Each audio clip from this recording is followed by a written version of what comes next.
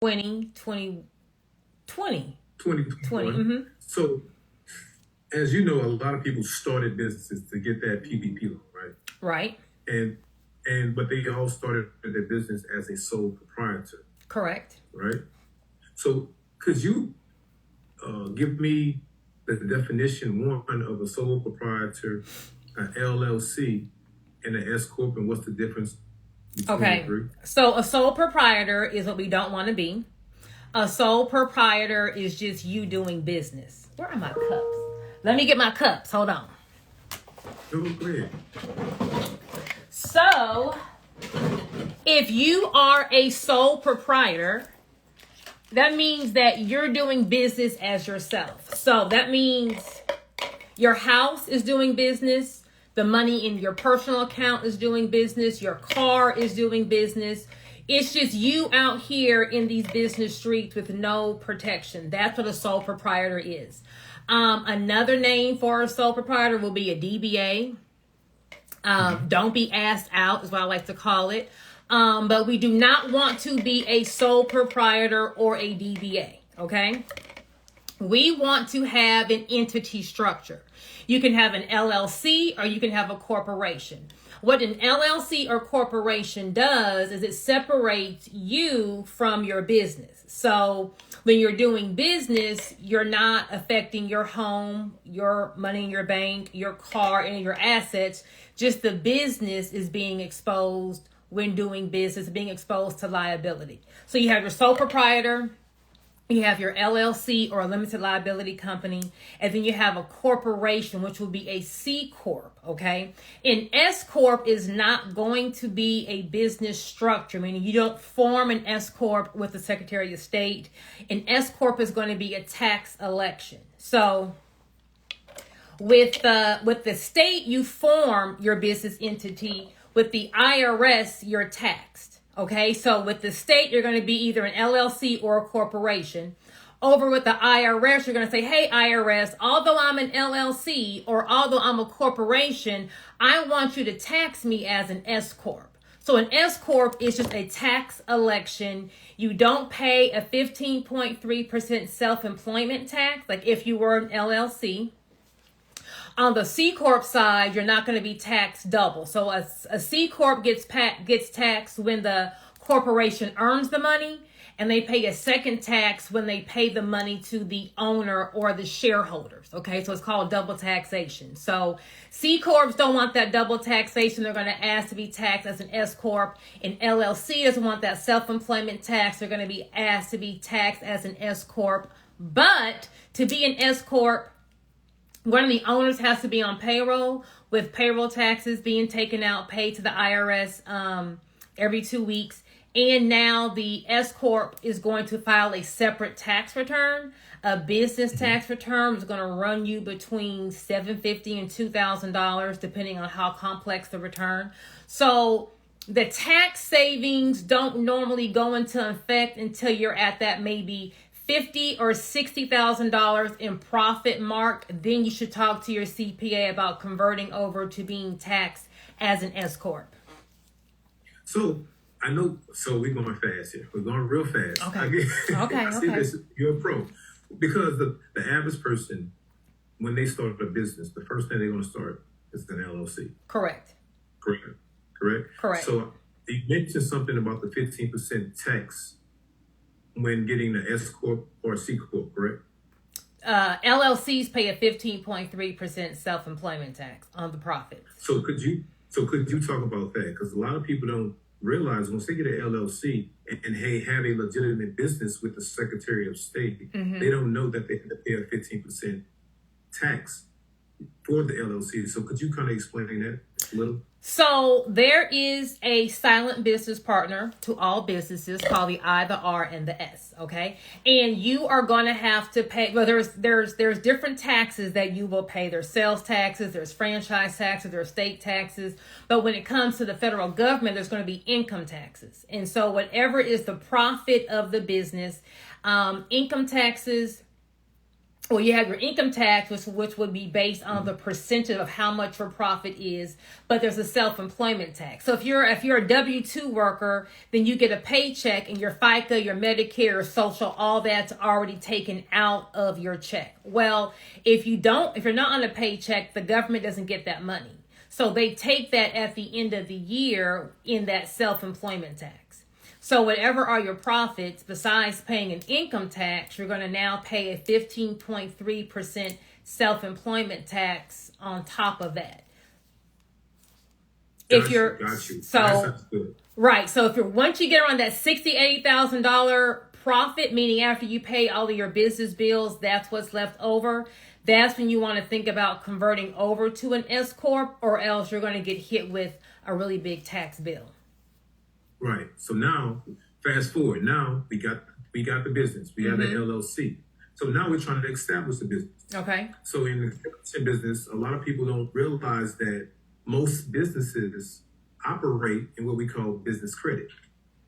Right. Right. But a lot of people don't know how to get business credit because they think, okay, well, I have a business. What's the tax term? They have a business that's not profitable. So they take a loss, so they use their personal expenses, right? So, but they don't know how to maintain or get business credit. So how does a person even maintain business credit? Business credit will first start with your business structure. So we need to have a registered business, or an LLC or a corporation. We need to make sure that we're filing the annual report to keep the LLC or corporation active. Then we're going to make digital footprints. Okay, so when the lender, the financial institution, when they Google your business name, what pops up? Something needs to pop up. Okay, post all of this PPP and pandemic fraud. They are requiring you to one, have a business address. So when they Google your address, what structure is going to pop up? It needs some kind of corporate building needs to pop up, not the post office, not a P.O. box, not the UPS store, and not your house or your apartment. Okay, so if you don't have a brick and mortar or a storefront, you can look into getting a virtual address. You need to have a website. You need to have business social media. You need to have a Google My Business business page. So if you go to Google My Business, they have business pages where people can go and leave those Google reviews. You need to make sure that you claim your Google page for your business. And then you need to get something called a D&B number or a DUNS number, Dun & Bradstreet. Dun & Bradstreet is going to be the largest business credit bureau.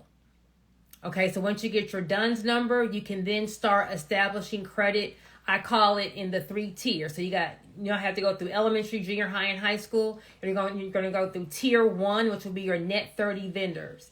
Vendors that are going to give your business solely on your EIN, not you being a PG or personal guarantor.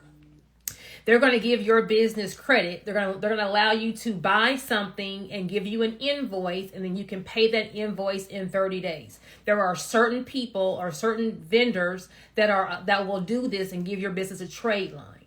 Once that's reporting to your business credit report, then you'll go to tier 2, which would be your store credit card. So Sam's Club, Office Depot, Home Depot, Lowe's, a credit card that can be used at a specific store.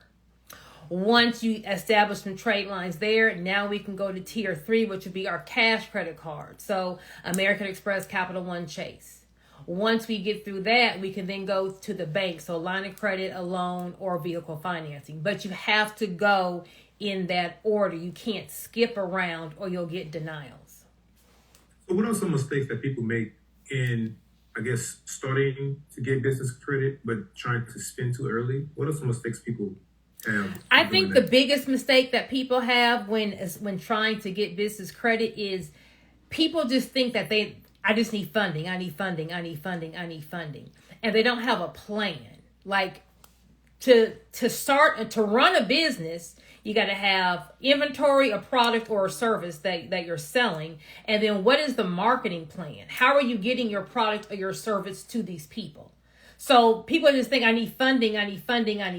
But then when you get the money, if there's no customers to buy your clothes, well, now the inventory is just sitting here. And now we have a monthly bill that you're not going to be able to pay. So the first thing is they think they need all this funding before doing the hard leg work and what I call master P'ing it in, getting out there in the grit and grime. You may look a little bootleg, but getting you a customer base, knowing, yes, my customer likes this thing, or yes, my customer likes this service, before you spend all this money on product number one, but then you realize nobody wants number one, they want number two, but now you're out of money. Right. The second big mistake is people who are in a high-risk industry. So trucking, real estate, construction, CBD, tax preparation, car dealership, credit repair. They either choose that industry when they're getting their EIN for that NAICS code, or they put that industry in their LLC or their corporate name. So if you have a high-risk industry, you'll be flagged, it's either going to be you're going to get a lower approval amount, or you're going to get denied. A big red flag. Go ahead. No, I'll ask you again. The high risk industry. You said trucking. You said CBD. You said construction. You said construction. Real estate. So these are high risk to the bank. To the bank. Okay. These industries are either a high likelihood of bankruptcy or chargebacks. So banks really don't want to really get in bed with these kind of industries. Got you. Okay, I didn't know that. Mm-hmm. I know when I started one of my businesses, actually it was a trucking business, and I was applying for American Express because I have American Express for my other ones, but they kept denying me. I'm like, I have the capital, and they kept denying me. I guess because I didn't know it was a high risk company. Right. So high risk. They don't want to get in bed with a lot of high risk. So now, once the business is established, you have the LLC, you have the business credit. What are some ways to protect your business? Because a lot of us are just learning this thing, and it's through the internet. We're learning, how to leverage our business. So my first question is, how do you protect your business? And my second question is, how do you leverage that? You protect your business by, one, making sure that it's structured properly. Mm-hmm. So if you have maybe multiple locations, that should be multiple LLCs. You don't want to get your pot of gumbo too full. Okay. We don't want to get one LLC and run 6 DBAs underneath this one LLC, because if I have Joy's Barbecue, Joy's Lashes, and Joy's Clothing all in one LLC, and maybe someone gets sick from Joy's Barbecue and they sue me, if I have everything in one pot, they can take the money from Joy's Lashes and Joy's Clothing. So you want to make sure that you're structured properly by, one, having every business a separate location, a separate entity. I always say if you have multiple locations, a separate entity, LLC or corporation. You need to make sure that your corporate veil can't get pierced, so that you're running your business like a real business. So we're not swiping that business check card at Walmart. We're not getting a haircut with. We're not doing personal bills with it. We have a business bank account. We're not commingling personal and business funds. That the business is capitalized, so it's not just always running at a negative. Business needs to have operating expenses, in the account. Depending on your industry, making sure that you have insurance. There's general liability insurance, errors and omissions. There's, different types of insurance. But running it like it's Walmart, that's how you make sure that you protect yourself. Well, there's a lot of things, like you said, they're running like a lot of people don't know how Walmart is ran. They don't? Well, does Walmart allow you to cash out at the register? Does it? I don't know. They don't. They don't. They don't? No, they don't. Okay. I haven't been Walmart in a while, so Can I go to the register and tell the cashier, ooh, I only have $50. Can you just change the price on this? No. Okay. So, right. Walmart is accepting cash. They're accepting check cards. You're not cash apping Walmart. We're not going to Venmo Walmart. Walmart's putting all the money in the business bank account. Half the money at night is not going underneath the mattress. So running it like Walmart is running it like a real business. No matter how small you feel your business is, every $1 or $1 billion business has started in someone's garage, apartment, dorm room. They all start small. So it's not how you start, it's where you finish. So, but we have to start with the proper structure. So as long as you're running it like it's a real business, you know, is the CEO of Walmart paying his mortgage from the Walmart bank account? He's not. He's going to transfer those funds to his personal account. Just run it like a business. If you don't know how Walmart's ran, I'm sure everyone has worked at a business before. So let's talk about this. Let's talk about a trust, because I heard that if you get a trust, you kind of protect yourself from all your assets. Is that true, or is caveats to that? A trust is a vehicle that is used to protect assets. Yes. Is it wise to use it for your businesses? It all depends on what you're trying to do. So, if you have assets, so if you own real estate, if you own vehicles, if you own property, you can put your business in a trust. You can either put your business in a trust, or you can put assets of your business in a trust. If you put assets in a trust is like once you park it, it needs to stay there. Mm-hmm. Okay? Where another vehicle that you could use would be a holding company. A holding company is just going to be an LLC, and you can put your assets there.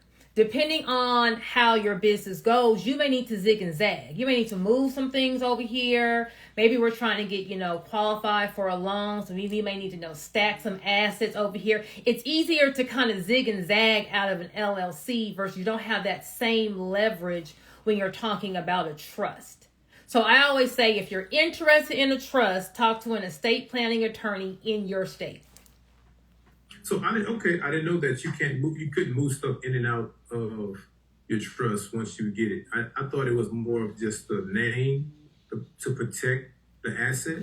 There's different types of trust. Okay. If you want a trust that's going to bulletproof your assets, it's going to be an irrevocable trust, meaning once that asset goes in there, it's gone and you have no control over it. You have to appoint someone else that controls the trust. So you don't have any control over that trust. That's the bulletproof one. If you're in a business and you need to maybe move some things around, that may not work for you. So there's a whole lot of different things out here. It's just, picking the vehicle that's best for you. Gotcha. So now we talked about the business, the structure of the business, vehicles to I guess get your business going. So also, this is a topic that I talk about a lot, and I don't really go into detail because it's kind of hard to explain. I'm talking about contracts, state, local, and federal contracts, but for your business. Every business needs to have a non-disclosure agreement. Okay. So an NDA. So if you are going to talk to someone about a potential business idea, right? I have this idea, you have the money, I'm coming to you so we can maybe, collab. We don't, sometimes the millions is in the idea, it's not the execution, right? For example, years ago, they had Kimoji, where Kim Kardashian had her own emojis. That wasn't her idea. A guy came to her with the idea, hey, what about if we make your face a whole bunch of emojis? And he gave her all the pictures and gave her the idea, but he didn't have her sign anything. He just gave her the idea. And she says, hey, great idea. Let me go trademark my name and let me go do your idea, and basically cut him out of the deal. Well, is it bad business? That's business. If you don't protect yourself, you're about to get asked out. So a non-disclosure agreement is going to say, hey, I'm bringing you this idea. If you like it, we can do business together. If you don't like it, you can't do anything that resembles this because I brought it to you. So if she went on ahead and did Kimoji, he could have sued her and got all that money. If you have employees or independent contractors working for you and they're around your client list, your vendors, if you make something and they're around your blueprints, if you create something and they're around your recipe, well, we don't want them taking, if I have Joy's Peach Cobbler, I don't need to hire someone at $10 an hour who's going to, make my recipe for me, look at my recipe book, steal my recipe and go sell it to my competitor. Or I don't need my $10 an hour employee taking my recipe and, setting up shop across the street and competing with me. Okay. So a non-disclosure agreement is going to say, hey, you are going to be around my trade secrets, my vendor list, my clients. You're going to see how things are ran, how I do things. All of these things must stay within the business. Okay. So a non-disclosure agreement kind of just protects you for your business ideas, your trade secrets, how things work, whether it's in your business or potential investor, business partner, blah, blah, blah. Every business needs to have a copyright transfer agreement. And I have all these contracts on my website. So when you get your logo design, you actually don't own your logo. Whoever creates the content owns it. So although I'm going to hire someone on Fiverr or hire a graphic designer to do my logo, they still technically own my logo. Okay. There's a case that's still being litigated right now out of Atlanta called Sweetwater Brewery, where 30 years ago, a beer company hired a family friend to design their logo. 30 years later, they just sold for $300 million. Well, what do you think that family friend did? Filed a lawsuit. Hey, I own that logo. We want $30 million, right? When you're first starting and no one knows about you, this is the time to get everything signed and dotted because nobody's worried about you. The second you start making a name for yourself and making a brand, now all of a sudden, people want to now take money from you. So you want to get a copyright transfer agreement that's telling the graphic designer that you are giving me the interest in the item that you created. If you have a photographer doing pictures, if you have a videographer doing a video for you, whoever creates the content in copyright law, they own it. So although you paid the photographer $500 to do these photos, he still owns the copyright in that. So I always say, whenever you're getting work done for you, make sure that someone signs a copyright transfer agreement. So we have the NDA, we have a copyright transfer agreement. Every LLC needs to have an operating agreement. That's going to be the contract for the business, how things are ran. It's a corporate formality. If you're getting sued, the first thing opposing counsel is going to do is they're going to subpoena your operating agreement, and you need to have one. If you have multiple owners, the operating agreement will also serve as like your partnership agreement. Those would be the top 3 contracts I would say that every business needs to have. So you said something about trademark and copyright. Right? What's the difference? Isn't it the same thing? No. Copyright is going to be copyright will be for written work.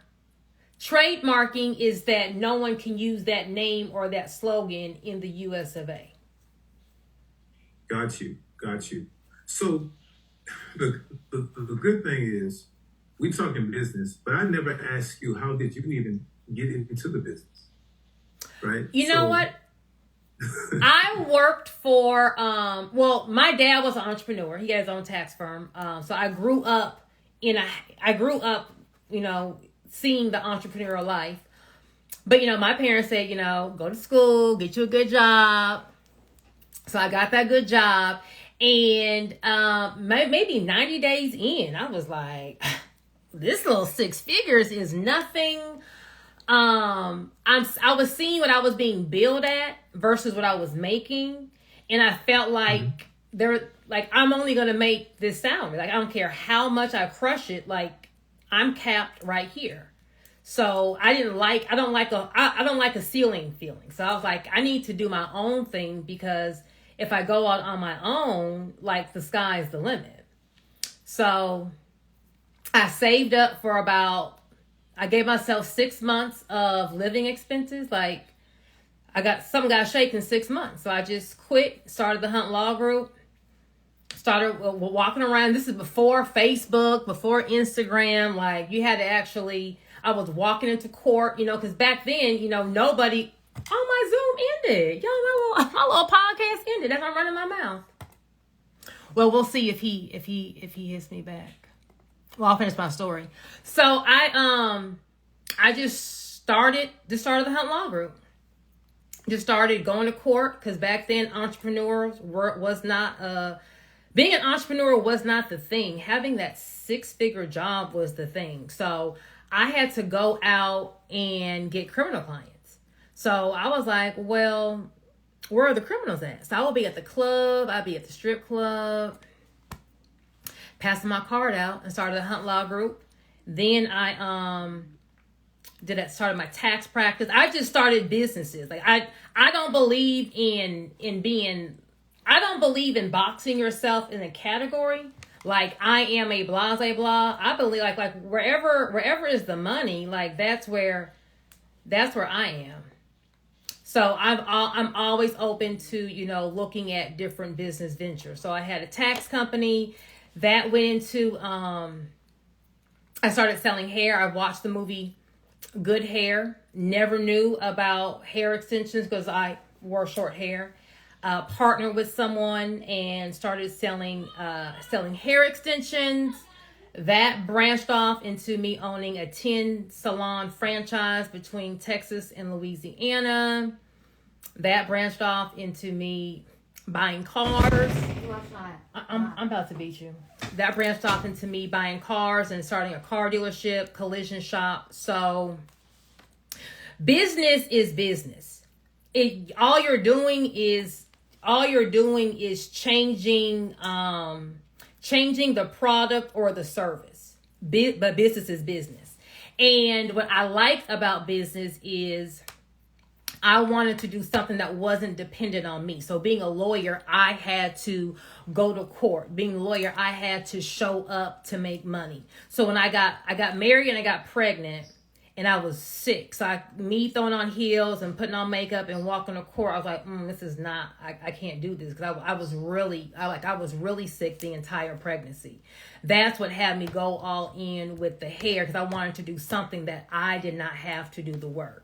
That's what branched off to the hair boutique and the hair salons. But then I was like, with the hair salons, I wasn't a stylist. Like, I knew how to do everything, but I was like, I'm dependent on someone to actually do the work. So now I'm dependent on someone, depending on how her day is, how her baby daddy is doing, like what she feeling like. I don't like being dependent on someone for my money. So I want to sell something that I don't need anyone to do it. I can do it myself. That's how I ventured off into selling cars, because it was like, I don't need anyone to provide the product or the service. You're coming here for this car. You're coming here for this car because I'm not going to check your credit, and you're going to get this little Chrysler 300, this Dodge Charger with this leather and this Bose speaker, and you're going to be good. So once you master the art of business, you can just take it and you can change the product, you can change the service, you can do whatever you want, but the blueprint is the same. Finding your target audience, getting a good marketing strategy that's going to market the problem. A lot of people don't know what the problem is. Market the problem and you are the solution.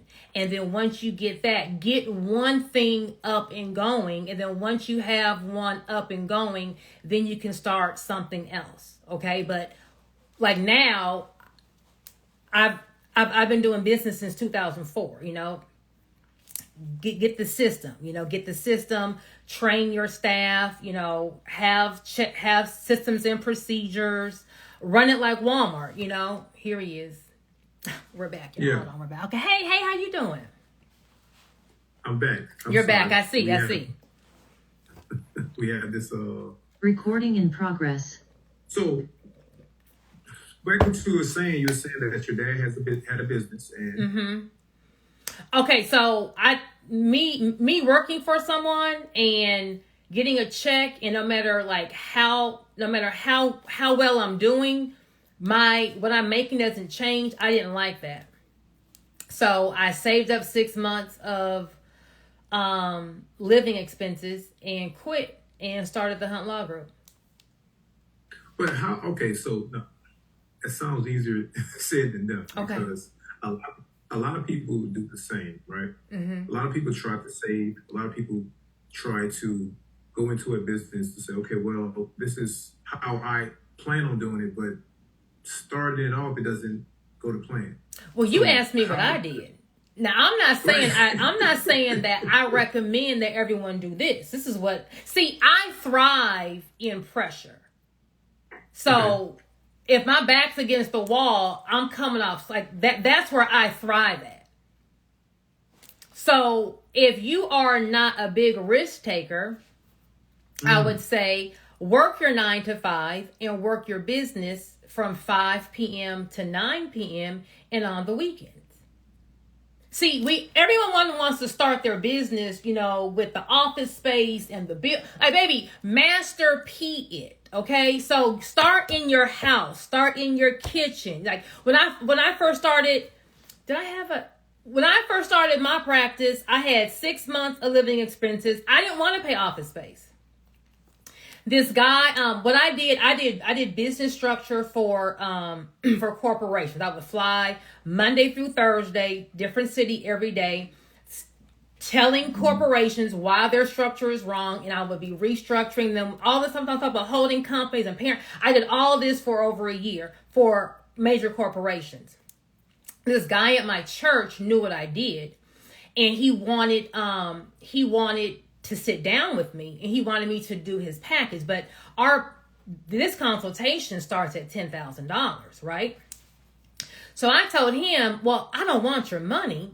I said, I knew where his office was. I said, give me 6 months in one of your offices. Let me work out of one of your offices, and I will do everything. I will do the whole structure package for free if we can barter services.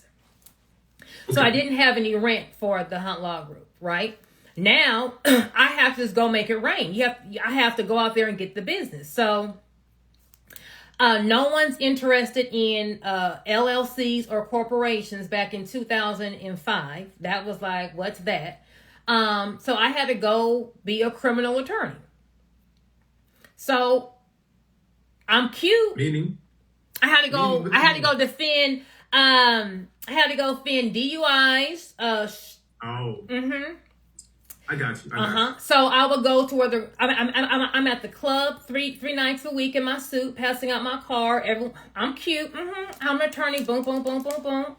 I would go to court every morning, not having a case, just walking into the courtroom, just walking around. When I walk in, my asset was I was cute. Okay, so I'm gonna walk in. When I walk out, someone's going to follow me. Who's in court? The baby mamas, the girlfriends, the sisters. So they're going to be, hey, I saw you at the club last night. You're that attorney. Let me get your card.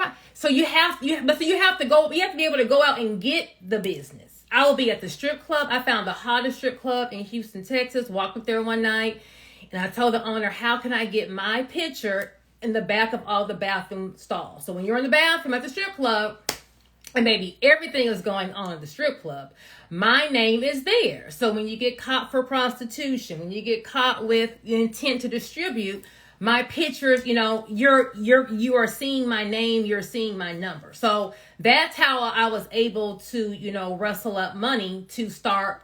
And you have to keep on the grind. So everywhere I'm walking around, I'm having a Hunt Law Group polo. I believe in looking your best. So I'm always getting stopped. Everyone always thought I did hair. No, I don't do hair. I'm an attorney. If you need some, back then we had business cards, like a little card for our little, millennials, a card that had your name, number, email, website. My goal was I got to pass out 15 cards a day. I'm at get my nails done. If you need an attorney, here's my card. I'm at the grocery store. Oh, girl, I like your hair. Oh, here's my. I gotta pass my card out. So if you're not willing to go out there and get that money, make it rain, then you need to work your 9 to 5, and then you work your business part time. Don't just quit your job and do a Hail Mary and think it's just gonna shake, because it's not just gonna shake. You have to really be a hustler out here. So you have basically a a hustler's spirit, but you had a plan because from what I'm taking from it, you understood marketing. Correct. And marketing was one of those topics back then. People just started talking about marketing, but like you say, using strip clubs, you understood that. Correct. I'm gonna leverage the way I look to get what I need, so I can fund this. So when did you decide to say, okay, well, I'm gonna stop being a criminal attorney to become a business attorney? Like what switched in your mind to say, okay, I don't want to do this no longer. I want to do this now. I never switched. So I went from criminal, and then once my criminal practice grew, I picked up more business things because maybe like around 2011, 2012, like people would just ask me questions or people were just doing things wrong. I started helping people. Well, you don't have your LLC, you don't have this. So the business people came, but then I got pregnant, married, stopped practicing law altogether. Started selling hair, saw the movie Good Hair, never knew that there was money in hair extensions. Started a 10 salon franchise between Texas and Louisiana. Did that for a while. Started a car dealership, collision shop, sold insurance. I'm always into what is the demand? Like where do I see a demand? What industry is evolving next? So hold up. So you're telling me that you was an attorney, and while being an attorney, you started a hair company, an auto shop, and was an insurance agent? I was an attorney. At one time, I was an attorney. I had my tax practice, and I had 10 salons, all at the same time. No, not the 10 salons. Attorney and tax practice, had one salon. I saw how much more money I could make, so I stopped practicing law and did the salons. Did 10 salons, but the salons, I'm dependent on someone to provide the service. I didn't like that. That's when I got into selling cars because I could sell the car. I don't need someone to sell the car. So whenever I do an industry, I like to do ancillary things around it. So car dealership with a collision shop, sold insurance. So it's all kind of like the car industry got out the beauty industry. When COVID hit, people would always ask me about doing an LLC and how I start my business and blah, blah, blah.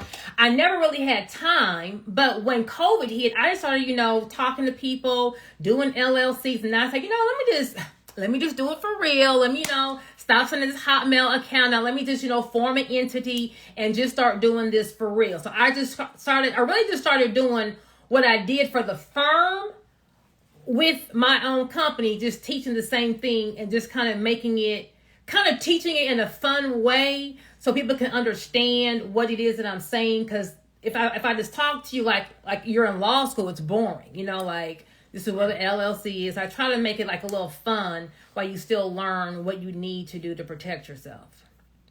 So in having all these businesses at one time, what are some mistakes that you made that you learned from? Growing too fast.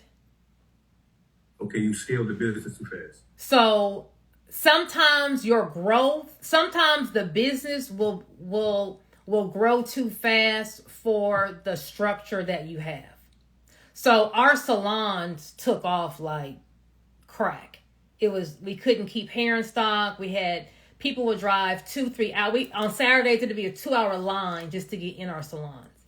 We had 5 in the Houston area. Then we had in Shreveport, Beaumont, Lake Charles.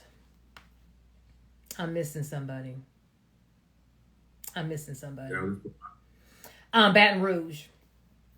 But we just grew too fast.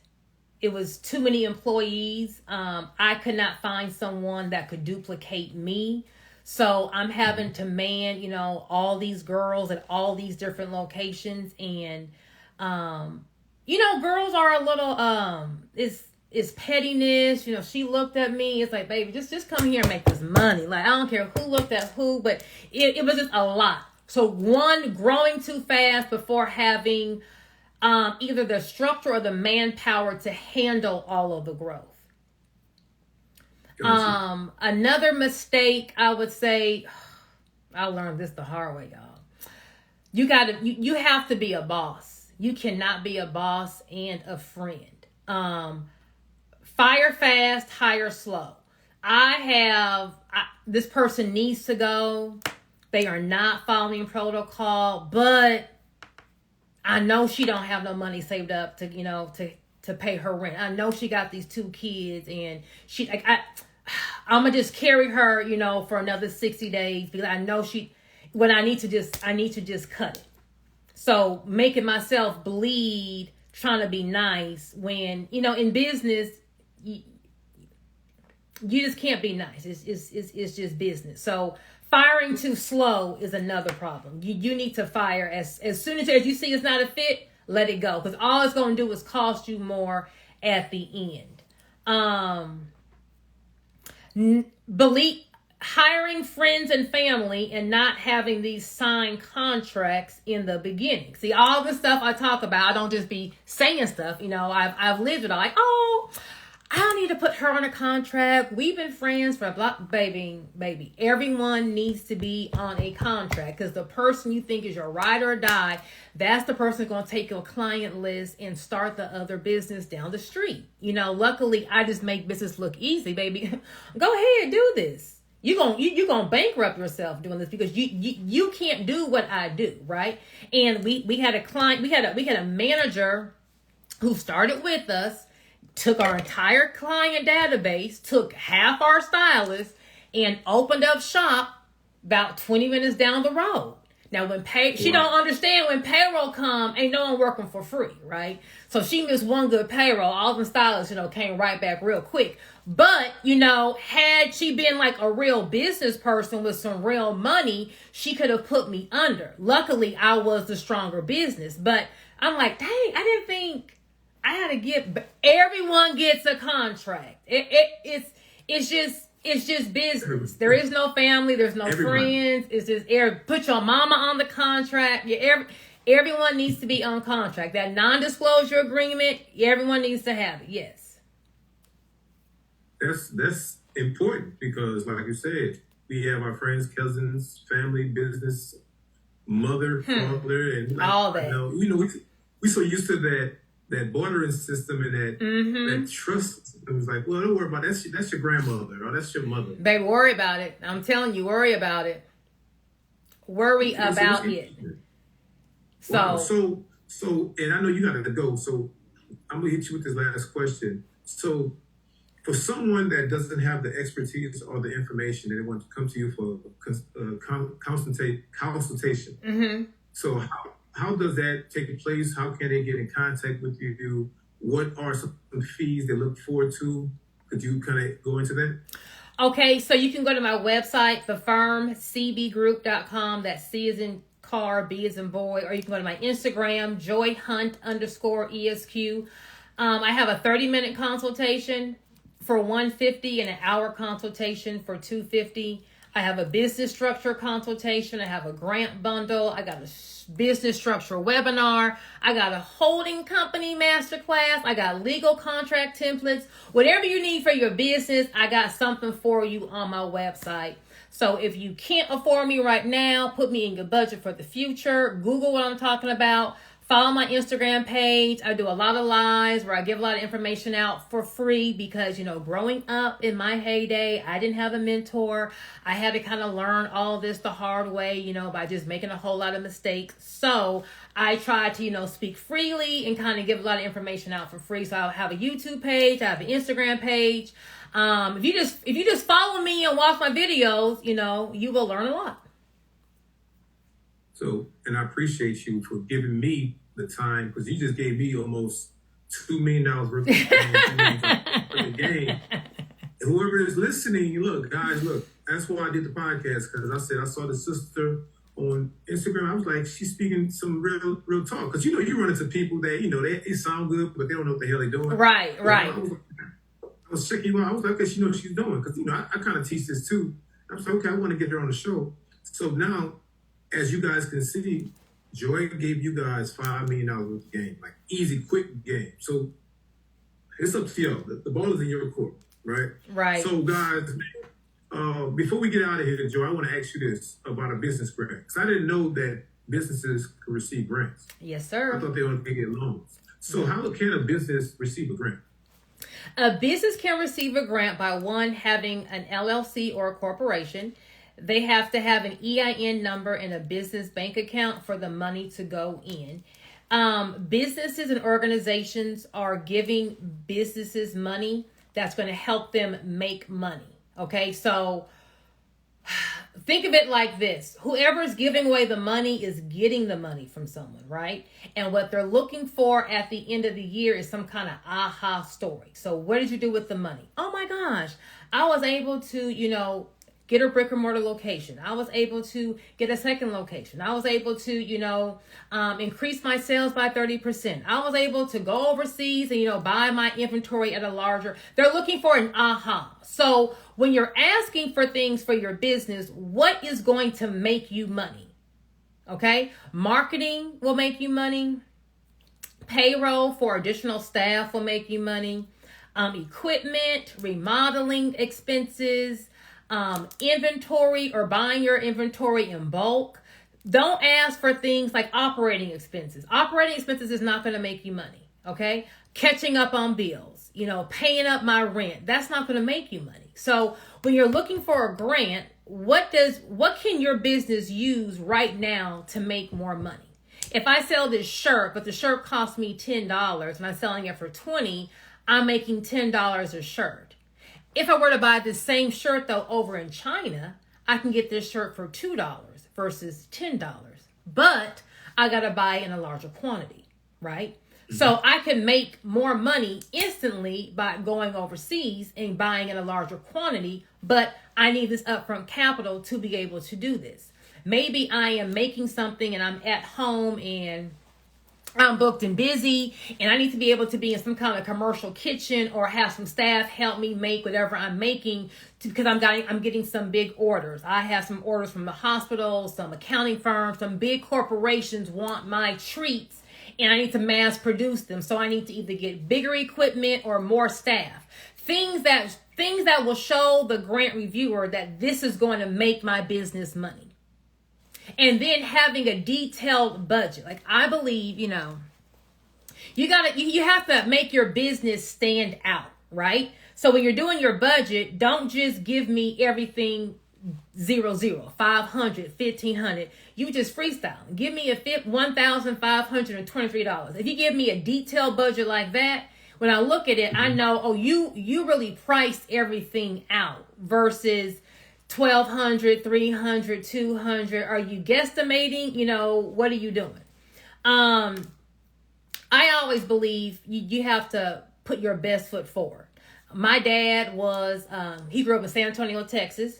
He was, my dad's he's in his 80s. So he was one of the first kids that were in the desegregation of schools in Texas, right? So I grew up with that. With this slave, like you are black, you are behind the 8 ball, you got to be 10 times as better as your counterpart I grew up in that era, right? So have a branded email address. Don't ask somebody for some free money and you're in iamjoy@gmail.com or CEO@gmail.com. Like you cannot have a Gmail account and people take your business seriously, have a website. If it's just a one-page website, but at least give me a www. something.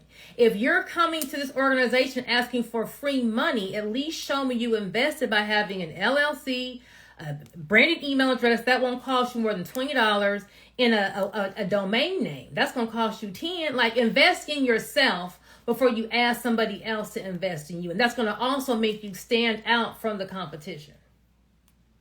Got you. You just went from 5 million. I'm gonna send my invoice. Hey, send the invoice. But God, man, look, Joe, I promise you, look, this is a blessing to me, man. And that's why I say I believe in God, because I was seeking someone to talk about business, and I just didn't want anybody. And God sent me you. So I was like, I appreciate it. No problem. I thank you. No problem. Thank you for that. Before we get out of here, I want you to give the people your information one more time. How can they find you if they need any information. Okay, you can find me on Instagram at Joy Hunt, so JOIHUNT_ESQ, or on my website at thefirmcbgroup.com. There you go. All right, there you have it. I appreciate you guys who tuned in. If you didn't get nothing from this, shame on you. If you have any questions for me or Joy, make sure you reach out to Joy. You know how to get in contact with me at Culturally Distinct. We're everywhere. Also, shout out to my partners, my business partners. Shout out to my sponsors. We got a lot of great things, a lot of great guests coming to the Culturally Distinct podcast, you guys. I appreciate you guys. I got a word of the day, Joy. Okay, what's the word of the day? Every episode, right? Every episode I have a word of the day, right? Okay. But before I leave, I wanted to say in your background, I was looking for a red pillow, but I No, you wasn't looking for a red pillow. No, you wasn't. No, you wasn't. So the word of the day is don't get hurt. Okay. And don't get caught. And don't get caught. Don't get hurt and don't get caught. Okay. Yeah, okay. Guys, I appreciate you guys tuning in. This is DJ KO, the Culturally Distinct podcast. I appreciate you guys for tuning in. Bye. Rec- I know he didn't say a red pillow. I know he didn't say a red pillow. Okay, y'all. So that was my little podcast. I will save this.